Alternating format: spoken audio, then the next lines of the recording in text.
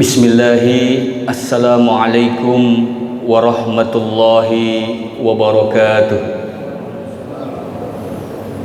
Alhamdulillah, alhamdulillahilladzi la ilaha illahu alimul ghaibi wasyahadah huwa rahmanur rahim. Asyhadu an la ilaha illallah wahdahu la syarika lah wa asyhadu anna sayyidana Muhammadan abduhu wa rasuluh al-mab'uts rahmatan lil alamin. Allahumma salli wa sallim wa barik wa karrim ala habibina wa syafi'ina wa maulana Muhammadin wa ala alihi wa ashabihi wa man tabi'ahum bi ihsanin ila yaumiddin. Qalu subhanaka la ilma lana illa ma 'allamtana innaka antal alimul hakim.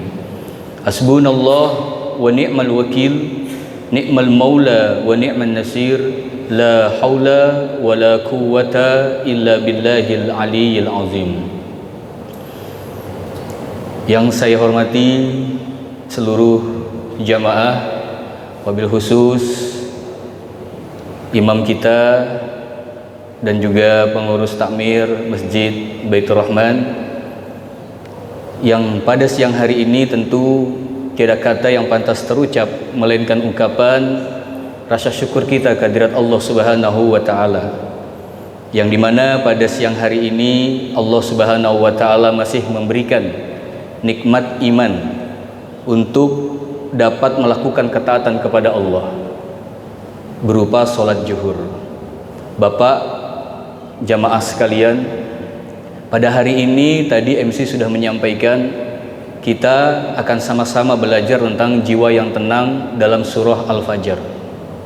Kira-kira kita yang duduk di tempat ini mendengarkan kajian siang ini tenang gak Pak jiwanya? Gerusak-gerusuk gak? Kapan nih waktu makan nih, istirahat? Ya. Karena nikmat iman untuk melaksanakan sholat kepada Allah yang akan dapat menenangkan jiwa kita, ini sebuah nikmat yang luar biasa, Pak.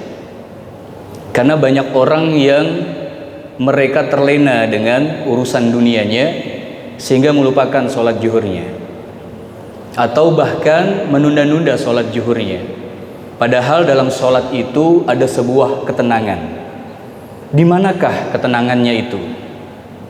Karena baginda Rasulullah Sallallahu Alaihi Wasallam, beliau bersabda, ya, dalam hadisnya dikatakan, ketika Rasulullah Sallallahu Alaihi Wasallam mendapatkan suatu permasalahan, beliau sholat menghadap kepada Allah Subhanahu Wa Taala. Kenapa? Karena bagi mereka yang sudah melakukan proses penyucian jiwa, mereka dalam menyelesaikan permasalahannya, mereka menghadap Allah, karena di dalam sholat itu ada sebuah ketenangan komunikasi kepada Allah Subhanahu wa taala. Nah, untuk itu pada siang hari ini sama-sama kita belajar dari surah Al-Fajr. 2 malam Jumat yang lalu, guru kami, mursyid kami, Hadratus Syekh Kiai Haji Sa'adih Al-Batawi, pimpinan Majelis Dzikir As-Samawat Al-Maliki, mengajak kami para murad dan muridnya untuk membuka, mengawali jalan menuju tahun baru hijrah ini dengan membuka surah Al-Fajr. Karena di dalam surah Al-Fajr ini surah yang begitu luar biasa. Diawali dengan kata sumpah yang diucapkan oleh Allah Subhanahu wa taala. Bapak-bapak, jamaah sekalian, bahwasanya kita tahu sendiri ketika kita mengucapkan kata sumpah, itu berarti ada sesuatu yang memang ingin orang lain yang kita ajak bicara percaya kepada kita. Itulah mengapa kita menggunakan kata sumpah, demi Allah, demi Tuhan, ya. Atau kita ingin menyampaikan sesuatu yang teramat penting agar orang lain mau menyimak, makanya menggunakan kata sumpah. Dan pada surah Al-Fajr ini, dalam Al-Quran ini, yang menggunakan kata sumpah adalah Allah Subhanahu wa ta'ala. Ketika kita membaca Al-Quran, berarti kita sedang diajak berdialog. berkomunikasi dengan Allah Subhanahu wa taala. Namun lagi-lagi kebanyakan kita dalam beragama terjebak kepada pahala dan surga tanpa mau menelusuri, merasakan, memahami ayat demi ayat yang kita baca. Coba Pak lihat bulan Ramadan, kebanyakan kita ngejar pahala apa pemahaman Al-Quran? Pahala kan?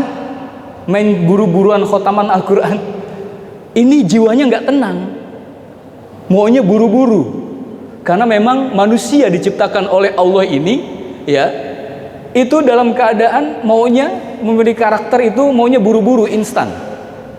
Ya. Nah ini manusia dalam surah Al-Fajr ini Allah Subhanahu wa taala ingin menyampaikan pesan yang sangat-sangat penting bagi manusia. Karena ini awal mengarungi tahun baru Hijriah 1 tahun ke depan. Jangan sampai kita semakin buruk, ya, atau sama seperti tahun yang kemarin. Harus ada perubahan ke arah yang lebih baik lagi. Coba kita simak, kalau bawa HP, di dalam HP-nya ada Al-Quran, silakan bisa dibuka. Ya. Dalam surah Al-Fajr ini Allah mengawali kata sumpahnya sebanyak 5 kali. Bayangin Pak, dalam satu surat diawali 5 kali. Wal fajr, walayalin ashr, wasyaf'i wal watr, wasyaf'i wal watr. Walaupun satu ayat tapi itu 2 sumpah. Walaili idza yasr. Dan ciri-ciri wa yang sumpah dan wa yang kata sambung, ya, itu wa sumpah itu setelah wa itu biasanya hurufnya kasroh. Wal fajri, walayalin. Nah ini berarti sumpah, artinya demi waktu fajar. Ini Allah menggunakan, menegaskan sebanyak 5 kali kata sumpah. Ini berarti ada suatu pesan yang teramat besar yang ingin Allah sampaikan kepada kita semua. Dan kata sumpah ini, ya, yang dalam diawali surat Al-Fajr ini sebanyak 5 kali sumpah ini itu bergandengan dengan kata waktu.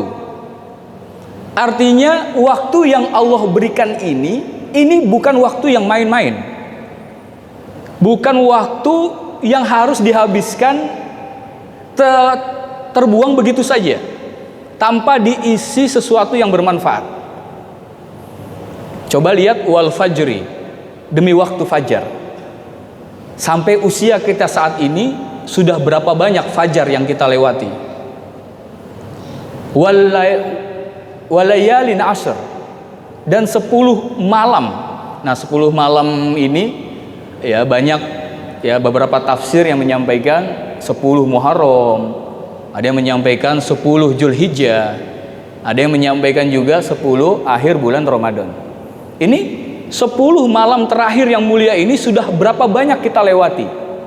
Sudahkah menambah keimanan, ketakwaan kita, kedekatan kita kepada Allah Subhanahu wa taala? Atau kita semakin angkuh dalam kehidupan ini? Atau kita semakin jauh dari Allah Subhanahu wa taala? Makanya di 10 kesempatan itu luar biasa kesempatan untuk mensucikan jiwa kita, memperbaiki diri kita. Makanya kalau kita sampai saat ini diberikan kesempatan hidup oleh Allah, berarti kita sedang diberikan kesempatan untuk memperbaiki diri. Bukan kesempatan untuk memperkaya diri, bukan kesempatan untuk menyombongkan diri, tapi kesempatan untuk memperbaiki diri kita.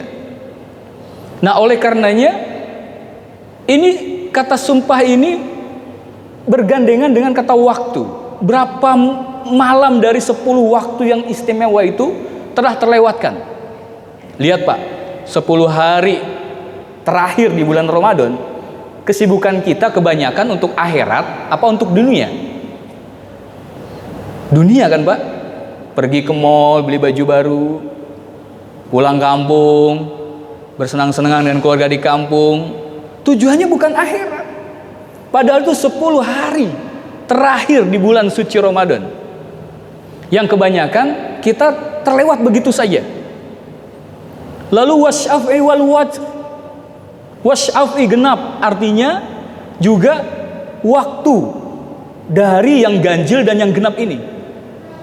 Sudah banyak kita lewati dari usia kita. Ya. Kemudian juga wal laili idza yasr, dan waktu malam ketika telah berlalu. Jadi waktu malam yang telah berlalu ini kita habiskan untuk apa? Sampai usia kita saat ini udah nggak kehitung berapa malam. Kebanyakan kita habis waktu malamnya sampai ketiduran megang HP, Pak. Iya kan, Pak? Nggak terasa 3 jam.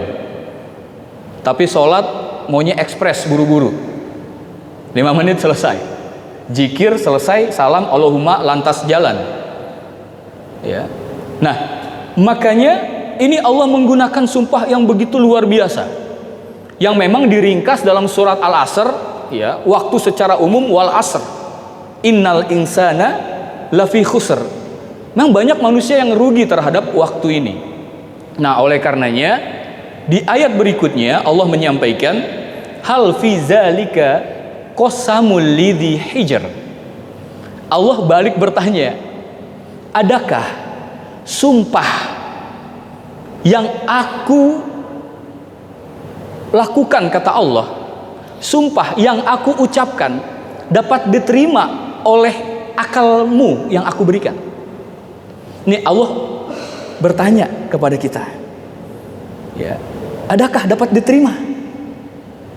Kalau tidak dapat diterima, berarti ada dalam jiwa kita penyakit sehingga membuat kita tidak tenang dalam kehidupan ini. Nah, oleh karenanya dalam surah Al-Fajr ini, ya, Allah mengajak kita untuk melihat, jangan sampai seperti kaum-kaum yang terdahulu. Jangan seperti kaum-kaum yang mereka sudah aku berikan nikmat yang luar biasa, keahlian, kemampuan yang luar biasa, tapi terlena dengan kemampuannya, kepandaiannya, kepintarannya, jabatannya, kekuasaannya. Sehingga ketika diutus Nabi untuk tunduk taat kembali kepada Allah yang telah menciptakan, mereka menganggap dirinya itu paling benar. Mereka sombong, mereka angkuh, tidak mau tunduk kepada Allah Subhanahu wa taala. Dan ini memang kenyataan yang sering kita jumpai dalam kehidupan ini. Allah mengajak kita, alam taro kaifa fa'ala rabbuka bi'ad. Tidakkah engkau memperhatikan bagaimana Tuhanmu berbuat kepada kaum Ad? Iromazatil imad.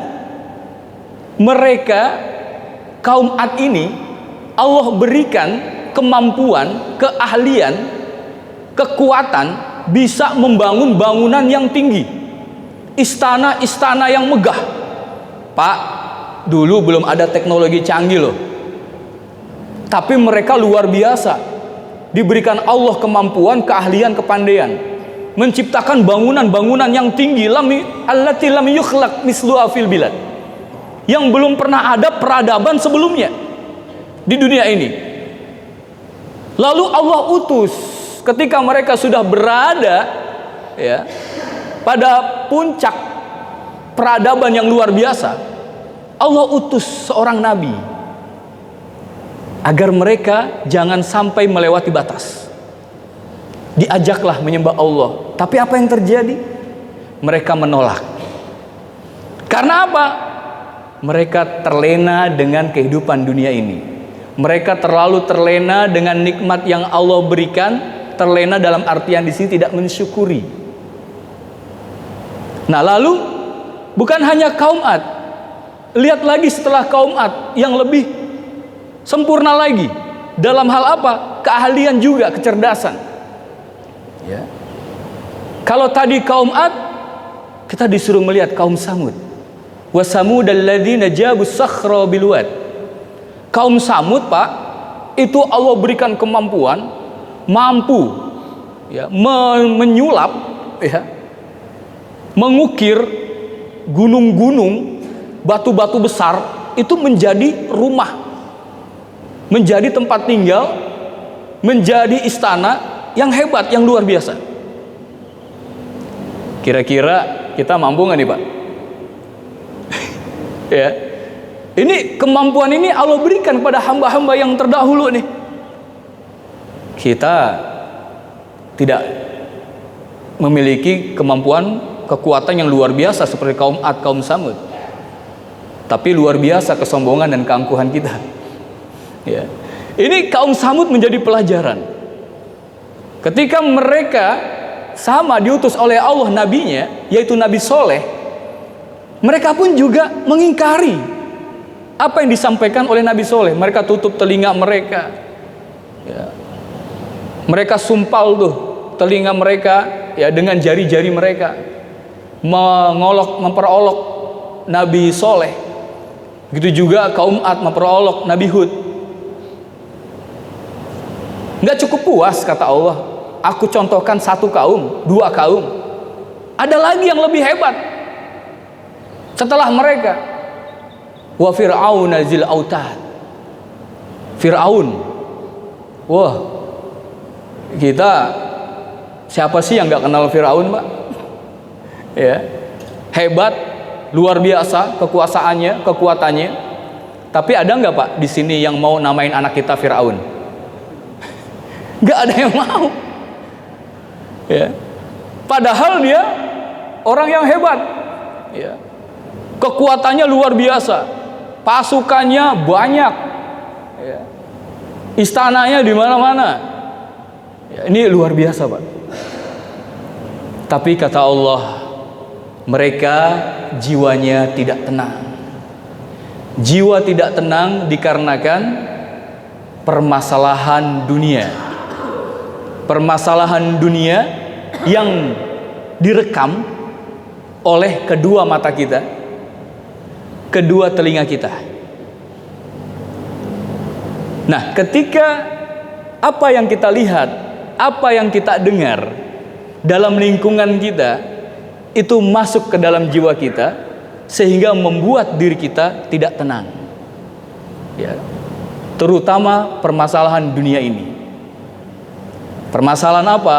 Permasalahan keluarga, permasalahan di kantor, permasalahan di lingkungan masyarakat. Itu terkadang membuat kita tidak tenang, karena urusan dunia ini begitu luar biasa. Sedikit kita diuji tentang urusan dunia, sholat kita khusyuk nggak, Pak? Pak, sholat kita khusyuk nggak? Ya. Kebanyakan sholat kita nggak khusyuk gara-gara permasalahan bumbu dapur di rumah. Gara-gara permasalahan, coba habis bertengkar dengan istri kita, sholat kita khusyuk nggak, Pak? Ya. Oleh karenanya dibutuhkan ketenangan jiwa. Artinya apa? Artinya ketika kita dalam keadaan apapun yang Allah berikan, jiwa kita ini harus tenang. Karena setelah Allah memperlihatkan pelajaran kaum-kaum yang terdahulu, ya, di akhir menjelang akhir surat Al-Fajr ini, Allah menyampaikan, ya ayyatuhan nafsul mutmainnah, wahai jiwa yang tenang. Allah di sini memanggil jiwa yang tenang. Makanya dalam kitab Kutul Qulub itu dikatakan, ya, innan nuqson yabdu minal ghaflah. Kekurangan dalam diri kita itu diawali karena kita lalai dalam hidup ini. Lalai dari apa? Karena asik dengan sibuk urusan dunia, terlena dengan indahnya kehidupan dunia, sampai kita lupa meluangkan waktu untuk Allah. Tadi di waktu fajar, di waktu 10 malam, di waktu-waktu yang ganjil genap, di waktu malam hari. Waktu fajar ini waktu terakhir Allah menunggu kita, Pak, di malam hari. Kan mau menjelang subuh itu, Allah masih nunggu, bangun gak nih hambaku yang sudah aku berikan nikmat hidup, nikmat waktu, yang telah aku berikan kekuasaan, yang telah aku berikan jabatan, kehidupan. Ini bangun gak? Untuk apa? Menenangkan jiwanya. Makanya kalau istilah gamelan itu, Pak, itu luar biasa para wali songo, ya, nang ning, nung, gong. Nang, tenangkan jiwamu. Ya. Ning, di keheningan malam. Nung, renungkan tentang nikmat-nikmat yang telah aku berikan. Gong, kamu akan menemukan tujuanmu, yaitu Tuhanmu Allah Subhanahu wa ta'ala. Ini Pak, jadi untuk menenangkan jiwa itu dibutuhkan waktu yang tenang Pak. Waktu yang tenang itu kapan? Saat di malam hari, ketika waktu banyak manusia terlena dan terlelap dalam tidurnya. Nah, ya ayyatuhan nafsul mutmainnah. Oleh karenanya ayat ini Pak sering kita dengar saat kapan Pak? Saat mayit ditalkinkan. Justru secara logika akal, ketika mayit sudah ditalkinkan, nasihat ini udah nggak berguna lagi. Sebenarnya ayat ini bukan untuk orang yang meninggal, karena udah nggak berguna. Dinasihatin apa? Orang udah meninggal. Ini buat kita yang masih hidup. Ketika melihat surat Al-Fajr ini, ketika sudah Allah jelaskan, lihat tuh kaum-kaum terdahulu, ya, jangan sampai jiwamu tidak tenang gara-gara urusan dunia ini. Ya ayyatuhan nafsul mutmainnah, wahai nafsu, kata Allah, tenangkan jiwamu. Karena apa? Kalau sudah meninggal nggak mungkin Pak kita nasihatin seperti itu. Irji'i ila rabbiki radiyatan mardiyah. Kembali dong kepada Tuhanmu. Jangan terlalu larut dengan urusan dunia. Allah sayang banget Pak. Radiyatan mardiyah, dalam keadaan ridho, rela. Jangan berat hati ketika menghadapku, menenangkan jiwa. Fadkhuli fi ibadi. Nah ini Pak, caranya nih nenangin jiwa. Dalam menenangkan jiwa, kita tuh nggak bisa sendirian. Ini berapa menit lagi? 5 menit lagi ya. Ya. Kita tuh nggak bisa sendirian Pak. Dalam Al-Quran dikatakan, alladzina amanu wa tatma'innu qulubuhum bi zikrillah. Ala bi zikrillahi tatma'innul qulub. Orang-orang yang beriman, yaitu mereka yang jiwanya tenang, yang selalu mengingat Allah.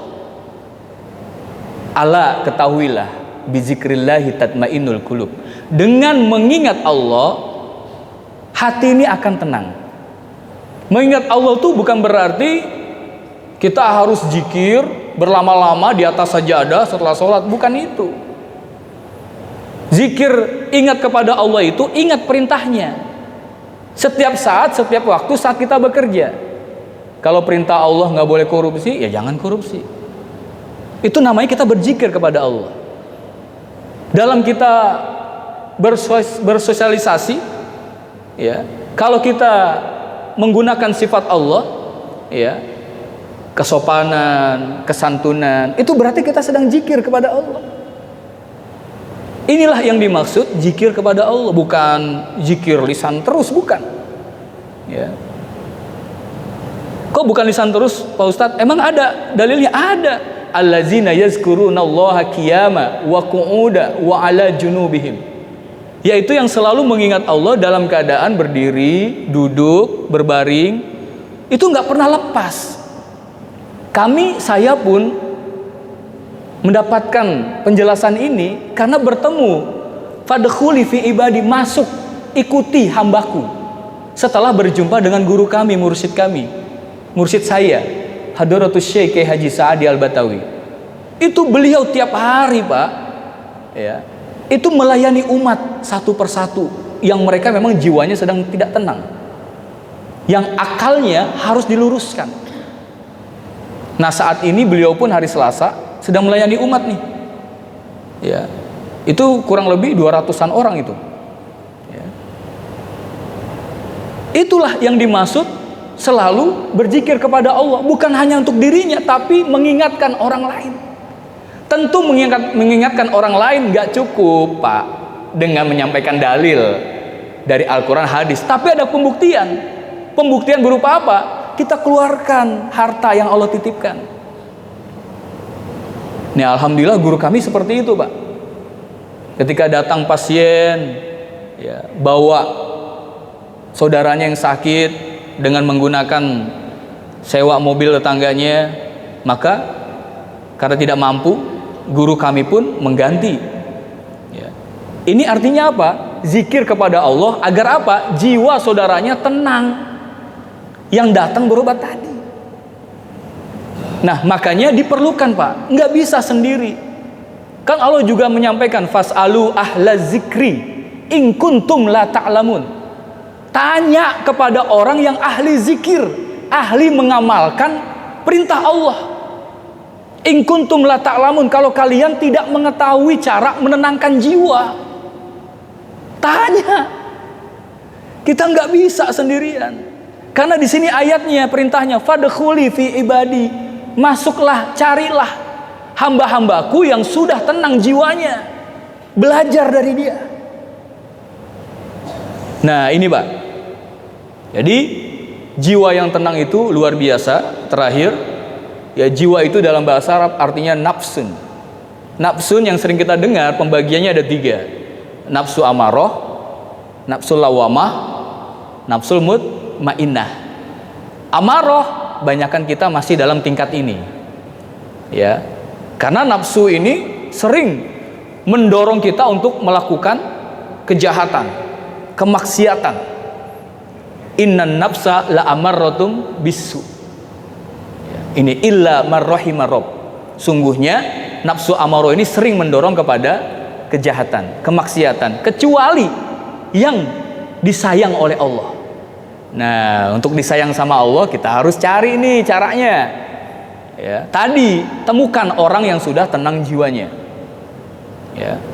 Nah, baru masuk nafsu lawamah, nafsu yang sudah mulai sadar akan kekurangan dirinya, menyesal.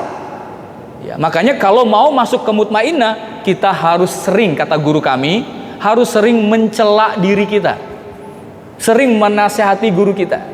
Karena kebanyakan orang kalau titelnya udah tinggi, jabatannya udah tinggi, hartanya udah banyak, dia tuh nggak mau mencela dirinya Pak, karena merasa sudah paling hebat.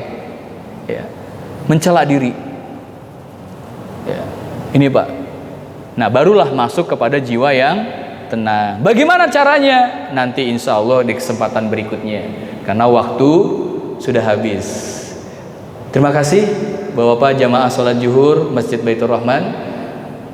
Baik, mari sama-sama kita akhiri dengan bacaan doa. Astaghfirullahaladzim, astaghfirullahaladzim, bismillahirrahmanirrahim. Alhamdulillahirabbil alamin. Allahumma shalli ala sayyidina Muhammad wa ala ali sayyidina Muhammad birahmatika ya arhamar rahimin irhamna. Ya Rabb, terima kasih atas rahmat dan karuniamu yang kembali di siang hari ini. Ya Allah, Engkau dorong langkah kaki kami, hati kami, niat kami untuk melakukan ketaatan kepada-Mu ya Allah. Dan terima kasih ya Allah, Engkau masih mempertahankan niat kami untuk tetap di tempat ini mendengarkan nasihat-nasihat-Mu ya Allah. Ya Allah, kami akui setelah mendengar surat Al-Fajr ini ya Allah, masih banyak keangkuhan dalam diri kami, masih banyak kesombongan, kelalaian, kealpaan dalam diri kami ya Allah. Untuk itu ya Allah, di siang hari yang penuh dengan berkah ini, ampunilah dosa-dosa kami ya Allah. Maafkanlah atas segala kesalahan kami ya Allah. Semoga duduk simpuh kami bertolabul ilmi di siang hari ini menjadi penyebab Engkau mengampuni dosa kedua orang tua kami, Engkau mengangkat derajat kedua orang tua kami ya Allah. Engkau memberkahi kehidupan kami, keluarga kami, anak-anak kami, keturunan kami ya Allah. Dan Engkau memberkahi bangsa dan negeri ini. Rabbana atina fid dunya hasanah wa fil akhirati hasanah wa qina azabannar. Sallallahu ala sayyidina Muhammadin nabiyil ummi wa ala alihi washabihi wasallam. Subhana rabbika rabbil izzati amma yasifun wa salamun alal mursalin walhamdulillahi rabbil alamin. Terima kasih, kurang lebihnya mohon maaf lahir dan batin. Assalamualaikum warahmatullahi wabarakatuh.